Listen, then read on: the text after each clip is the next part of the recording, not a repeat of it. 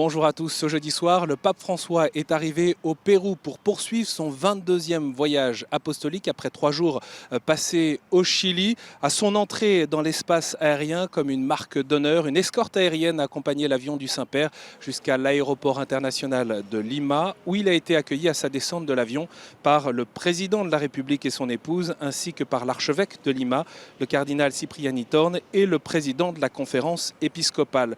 Le Pérou est grand comme 2 fois la France, pays de 31 millions d'habitants avec 3000 km de côte tournée vers l'océan Pacifique et les forêts tropicales à l'ouest qui occupent 60% du territoire et au milieu les massifs andins. La cérémonie de bienvenue, elle a été brève avec les honneurs militaires, les hymnes nationaux, pas de discours sur le tarmac car la rencontre avec le président et les autorités se déroulera au palais du gouvernement ce vendredi, mais dans l'après-midi seulement. Petite entorse au protocole du fait de la météo et des pluies importante en fin de journée. Le pape François se rend ce matin à Puerto Maldonado, une petite ville à la porte de la forêt amazonienne.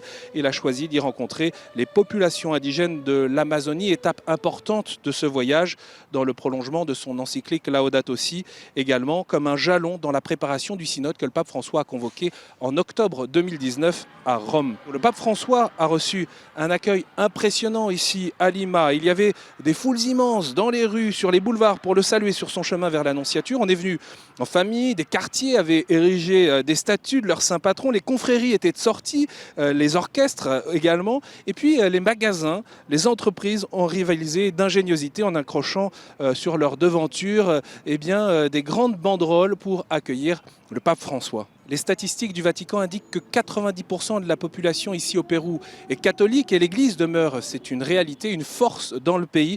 Mais ce chiffre de 90%, l'une des plus fortes proportions de catholiques au monde dans un pays, ne doit pas voiler les difficultés actuelles. Une Église sous tension de Gustavo Gutiérrez, l'une des figures de la théologie de la libération, à l'archevêque de Lima, le cardinal Cipriani, membre de l'Opus Dei. Et puis au Pérou, il y a aussi des affaires d'abus sexuels, notamment autour d'une communauté, Sodalitium Christiane Vitae, que le Vatican a mis sous tutelle juste avant le départ du pape François en nommant un commissaire pontifical. Si toute la vie des Péruviens est habitée par Dieu, et on le voit bien dans les rues avec une dévotion populaire très enracinée, l'identification et la confiance dans l'Église s'effritent. Alors, après les visites de Jean-Paul II en 1985 et 1988, François vient soutenir la foi des Péruviens.